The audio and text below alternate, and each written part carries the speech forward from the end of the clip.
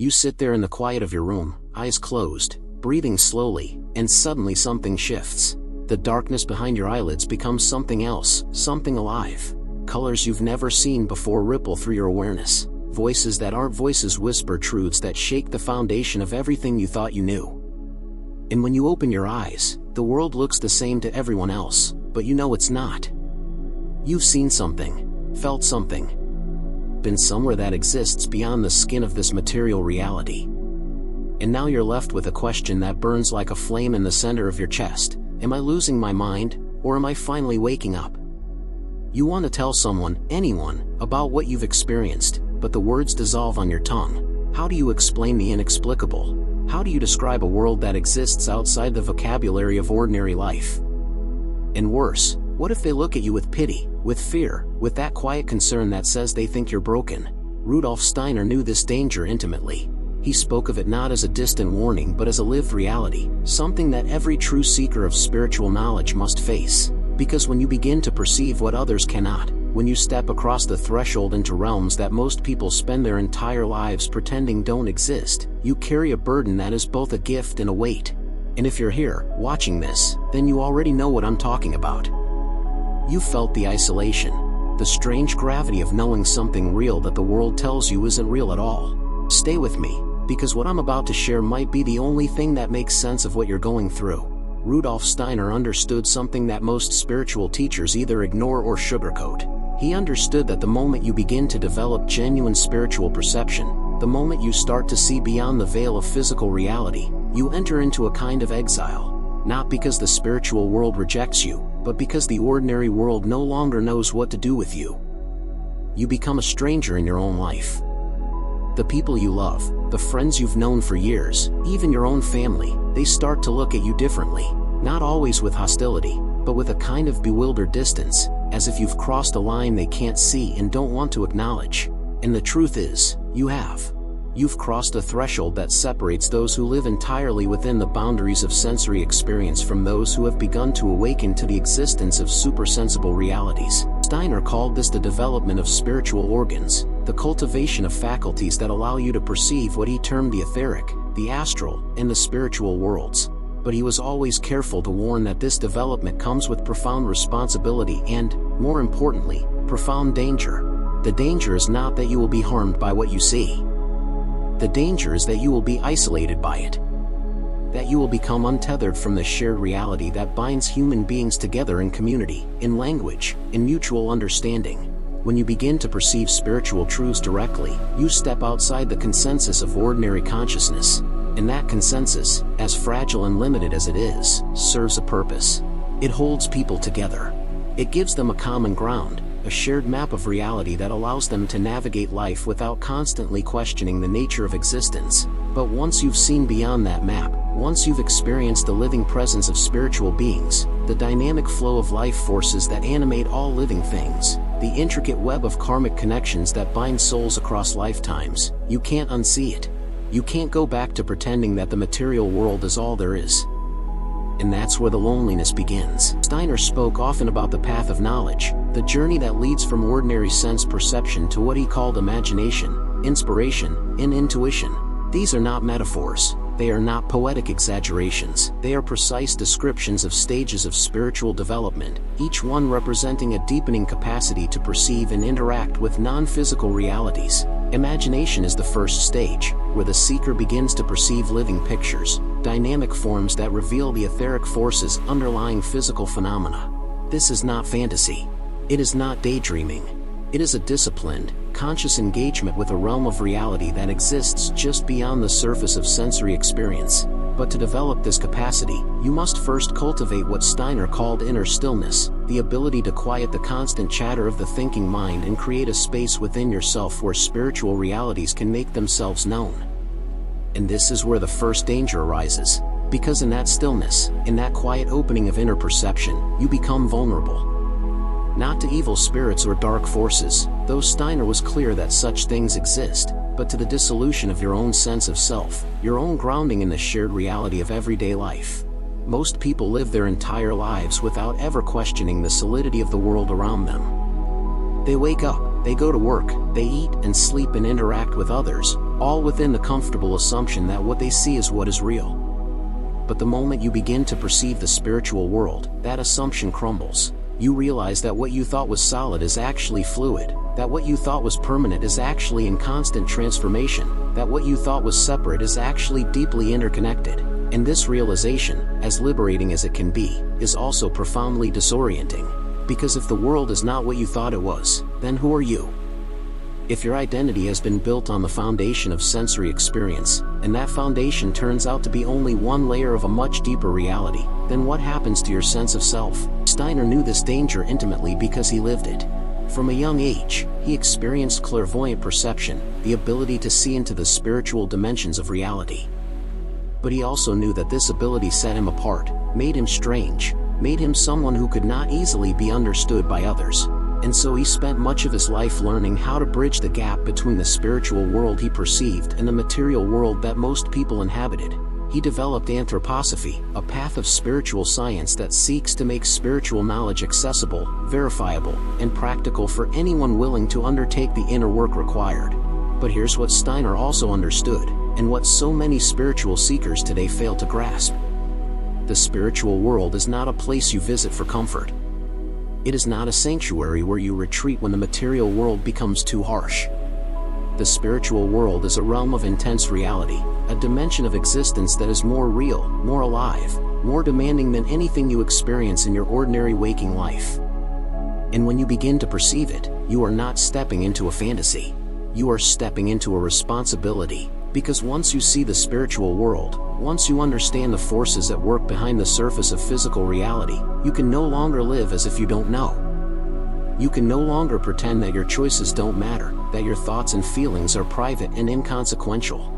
You realize that everything you think, everything you feel, everything you do, creates ripples in the spiritual world, affects the beings who inhabit it, and shapes the karmic patterns that will determine your future incarnations. This is where the isolation becomes most acute. Because how do you explain this to someone who has never experienced it? How do you tell your friend, your partner, your family member, that you can see the etheric body of a plant, that you can feel the presence of spiritual beings in a room, that you know with absolute certainty that your life is part of a vast, unfolding pattern of incarnations stretching back thousands of years and forward into a future you can barely comprehend? You can't. Or at least, you can in a way that will make sense to them. Because they are living in a different world. Not a different physical location, but a different layer of reality. They are still seeing the world through the lens of sensory perception alone, while you are beginning to see it through the lens of spiritual perception. And there is no easy translation between these two modes of consciousness. Steiner was acutely aware of this problem, and he addressed it directly in his work. He insisted that spiritual science must be rigorous, that it must be based on careful observation and disciplined inner development, precisely because the spiritual world is so easily misunderstood and misrepresented. He warned against the dangers of vague mysticism, of emotional enthusiasm that mistakes subjective feeling for objective spiritual truth. He knew that the moment you begin to talk about spiritual experiences, you risk being dismissed as delusional, as lost in fantasy, as someone who has confused their own inner projections with real perception. And yet, for those who have genuinely crossed the threshold, for those who have developed real spiritual perception through disciplined practice, there is no question of delusion. The spiritual world is as real to them as the physical world is to anyone else. Perhaps more real, because it reveals the deeper patterns, the hidden causes, the living intelligence that animates all of existence. But this knowing comes with a price. The price of loneliness. The price of being misunderstood. The price of carrying knowledge that you cannot fully share with the people around you. Steiner spoke about this not to discourage seekers, but to prepare them. He wanted people to understand that the path of spiritual development is not a path of escape. It is a path of deeper engagement with reality, a commitment to seeing and knowing the truth even when that truth sets you apart from others. And he also wanted people to understand that this isolation is not permanent. It is a stage, a necessary phase of development that eventually gives way to a deeper form of connection, a connection based not on shared sensory experience but on shared spiritual understanding. This is where the true purpose of spiritual communities becomes clear. Not as social clubs or support groups, but as gatherings of people who are all walking the same path, all developing the same faculties, all learning to navigate the same spiritual realities. In such communities, you are no longer alone. You are surrounded by others who understand what you're going through, who can validate your experiences without dismissing them, who can offer guidance based on their own journeys. Steiner established the Anthroposophical Society for precisely this reason. He knew that spiritual seekers needed a place where they could speak openly about their experiences, where they could learn from each other, where they could develop their spiritual capacities in a structured, supportive environment. But he also knew that such communities are rare, and that most people who begin to develop spiritual perception will spend long periods of time feeling isolated and misunderstood. This is simply the nature of the path. So what do you do when you find yourself in this position? When you've begun to see what others can't see? When you know what others don't know? When you're carrying a burden of awareness that sets you apart from everyone around you? Steiner's answer is both simple and profound. You keep going. You don't retreat. You don't close down your perception out of fear or loneliness. You continue to develop your spiritual capacities, you continue to deepen your understanding, and you trust that as you do, you will eventually find others who are walking the same path. But more importantly, you learn to live in both worlds at once. You learn to honor the reality of the spiritual world without rejecting the reality of the physical world. You learn to speak the language of ordinary consciousness when you're with those who only perceive the material realm, and you learn to speak the language of spiritual science when you're with those who have awakened to higher realities. This is not deception. It is not pretending to be someone you're not. It is a form of spiritual maturity, the ability to meet people where they are, to respect the limitations of their current level of consciousness, while still remaining true to your own deepening awareness. Steiner also emphasized the importance of grounding your spiritual perception in practical action. This is crucial, because one of the greatest dangers of spiritual development is that it can lead to a kind of disconnection from the world, a sense that the material realm is less real or less important than the spiritual realm. But this is a fundamental misunderstanding of the spiritual path. The whole point of developing spiritual perception, according to Steiner, is not to escape the material world but to understand it more deeply, to see the spiritual forces that shape it, and to work more effectively within it. The spiritual world and the material world are not separate. They are two aspects of a single, integrated reality. And the more you develop your capacity to perceive the spiritual dimension, the more responsibility you have to bring that perception into concrete action in the physical world. This is why Steiner was so insistent on the practical application of spiritual science. He developed biodynamic agriculture, Waldorf education, anthroposophical medicine, social renewal initiatives, and countless other practical expressions of spiritual knowledge because he understood that spiritual perception without practical application is incomplete. It is not enough to see. You must also act. You must take what you know from the spiritual world and use it to make the material world more aligned with spiritual truth. But let's come back to the core question, the one that haunts every person who has begun to see what others cannot see. How do you live with the knowledge that you are perceiving a reality that most people around you deny or ignore? How do you maintain your sanity, your sense of belonging, your connection to the human community, when you know something that fundamentally changes everything? Steiner's answer involves cultivating what he called equanimity, a kind of inner balance that allows you to hold your spiritual experiences without becoming overwhelmed by them, without letting them destabilize your ability to function in the world. Equanimity is not indifference. It is not emotional numbness. It is a deep inner calm that comes from knowing that what you perceive is real, that your spiritual experiences are valid, and that you don't need the validation of others to trust your own perception. This is one of the most important lessons on the spiritual path. You cannot wait for the world to catch up to you. You cannot put your spiritual development on hold until everyone around you understands what you're going through. You have to trust your own experience. You have to honor your own perception. And you have to be willing to walk alone for as long as it takes, knowing that the path you're on is leading you toward a deeper truth, a more complete understanding of reality. At the same time, Steiner was very clear about the dangers of spiritual pride, the temptation to see yourself as special or superior because you have access to perceptions that others don't have. This is a trap that many spiritual seekers fall into, and it is one of the most destructive forms of ego inflation. The fact that you can perceive the spiritual world does not make you better than anyone else. It does not make you more evolved, more enlightened, more worthy of respect. It simply means that you have developed certain capacities that others have not yet developed. And those capacities come with responsibility, not privilege. Steiner emphasized that spiritual perception should lead to greater humility, not greater arrogance, because the more you see, the more you realize how much you don't know. The more you understand about the spiritual world, the more you recognize the vast intelligence, the profound wisdom, the infinite compassion of the beings who guide and support human evolution. And in the face of that reality, any sense of personal superiority dissolves. You realize that you are not special. You are simply awake to a dimension of reality that has always been there, that is accessible to anyone willing to do the inner work required. This brings us to another crucial aspect of Steiner's teaching, the idea that spiritual development is not a private affair. It is not something you do for yourself alone. Every step you take on the path of spiritual knowledge contributes to the evolution of humanity as a whole. Because human consciousness is not static.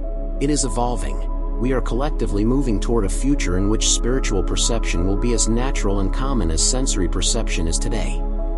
But we are not there yet. We are at a transitional phase, a time when only a small number of people have begun to awaken to the reality of the spiritual world. And those people, the pioneers, the early adopters of spiritual perception, have a special role to play. They are the bridge between the old consciousness and the new consciousness. They are the ones who are learning to navigate both worlds, who are developing the language and the practices that will eventually make spiritual knowledge accessible to everyone. This is not a burden to be resented. It is a calling to be embraced, because if you have been given the gift of spiritual perception, if you have been granted the ability to see beyond the veil of material reality, then you have a responsibility to use that gift in service of the greater good.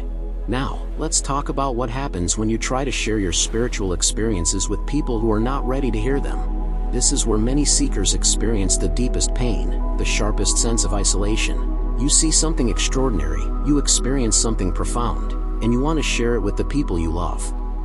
But when you do, you're met with skepticism, confusion, or worse, concern that you might be losing touch with reality. And this is devastating, because it feels like a rejection not just of your experiences, but of you as a person. But here's what Steiner understood, and what you need to understand as well. When people react with skepticism or concern to your spiritual experiences, they are not rejecting you. They are protecting themselves, because to accept that what you're saying is true, to genuinely consider the possibility that there is a spiritual world that they cannot perceive, would require them to fundamentally reconsider everything they think they know about reality. And most people are not ready to do that. It's too destabilizing. It's too threatening to their sense of security, their sense of control, their sense of what is real and what is not. So they dismiss it. They explain it away. They suggest that you might be going through a difficult time, that you might need to talk to someone, that maybe you should take a break from all this spiritual stuff. And their response, as hurtful as it might be, is actually a form of self-protection. It's not about you. It's about them. Understanding this can help you navigate these difficult conversations with more compassion and less frustration. You don't need to convince anyone of the reality of your spiritual experiences. You don't need to defend yourself or prove that what you're perceiving is real. You simply need to honor your own experience, trust your own perception, and allow others to be where they are in their own journey of awakening. Some people will never develop spiritual perception in this lifetime. That's okay. That's their path. And your path is not to force them to see what you see, but to continue your own development, to deepen your own understanding, and to be available as a guide or a resource for those who are ready to explore these realms for themselves. Steiner was adamant about this. He believed that spiritual knowledge should be freely offered but never imposed. You can share what you know with those who are interested, but you should never try to convince or convert those who are not ready. This respects the freedom of each individual to choose their own path, to develop at their own pace, to awaken in their own time. But what about the moments when the isolation becomes overwhelming? When you feel so alone in your knowing that you start to doubt yourself, start to wonder if maybe you are the one who's lost, if maybe you should just shut down your perception and go back to living a normal life. This is a critical moment on the spiritual path, and Steiner addressed it directly. He said that doubt is not the enemy of spiritual development. Doubt is actually a necessary part of the process. Because doubt forces you to question your experiences, to examine them critically, to distinguish between genuine spiritual perception and subjective fantasy. The key is not to let doubt paralyze you, not to let it close down your perception entirely, but to use it as a tool for discernment. When you experience something in the spiritual world, you should always ask yourself, is this real, or is this a projection of my own desires, fears, or imagination? Am I perceiving something objective, or am I creating something subjective? This kind of rigorous self-questioning is essential for developing reliable spiritual perception, and it also helps you maintain your sanity, your grounding, your connection to ordinary reality, even as you explore realms that go far beyond the ordinary. Steiner also emphasized the importance of meditation and inner discipline as a way of strengthening your capacity to navigate both worlds. Meditation is not just a practice for developing spiritual perception. It is also a practice for cultivating inner stability, inner strength, inner clarity. When you meditate regularly, you create a center within yourself that remains calm and clear regardless of what you're perceiving in the outer world or the inner world. This center becomes your anchor, your point of reference, your source of strength when everything else feels unstable or uncertain. And this is crucial, because the spiritual world is vast and complex and often overwhelming. Without a strong inner center, you can easily become lost in it, swept away by the intensity of spiritual experiences, unable to distinguish between what is real and what is illusion. But with a strong inner center, cultivated through regular meditation and inner discipline, you can explore the spiritual world with confidence, with clarity, with the ability to observe and understand without becoming overwhelmed. If this resonates with you, if you've felt the weight of seeing what others cannot see, if you've struggled with the isolation that comes with spiritual awakening, then I want you to know that you're not alone. There are others walking this path, others who understand what you're going through, others who have faced the same challenges and found a way through. And this channel is here to support you on that journey. If you found value in what we've explored today, if this helped you make sense of your own experiences, then please take a moment to like this video. Your like helps this content reach others who need to hear it, others who are struggling with the same questions, the same doubts, the same sense of isolation. And if you want to continue this exploration, if you want to dive deeper into the teachings of Rudolf Steiner and the path of spiritual development, then subscribe to this channel and turn on notifications, because we're building a community here, a space where spiritual seekers can come together, share their experiences, support each other, and learn from the profound wisdom that Steiner left us. You don't have to walk this path alone. Yes, there will be times when you feel isolated, when no one around you understands what you're going through. But you are part of something larger, a global community of seekers who are all working to awaken to the reality of the spiritual world, to develop their spiritual capacities, to live in alignment with higher truths. And together, we are creating the future of human consciousness. Let me leave you with one final thought from Rudolf Steiner, something he said that has guided countless seekers through the darkest moments of isolation and doubt. He said that the spiritual world is always there, always present, always accessible. It doesn't come and go. It doesn't hide from us. We hide from it. We close ourselves off from it through our habits of thinking, our attachment to sensory experience, our fear of what we might discover if we truly open ourselves to the fullness of reality. But when we do open ourselves, when we cultivate the inner capacities needed to perceive beyond the veil, we discover that we have never been alone. We have always been surrounded by spiritual beings, guided by higher intelligence, supported by forces that are working tirelessly for the evolution of human consciousness. The isolation you feel is not because you are disconnected from the spiritual world. It is because you are disconnected from a human community that shares your level of awareness. But that disconnection is temporary. As more and more people awaken, as spiritual perception becomes more common, you will find your tribe. You will find the people who understand you, who see what you see, who know what you know. Until then, trust yourself, honor your experiences, continue your development. And know that the path you are walking, as lonely as it might sometimes feel, is the most important path there is. Because you are not just awakening for yourself, you are awakening for all of humanity.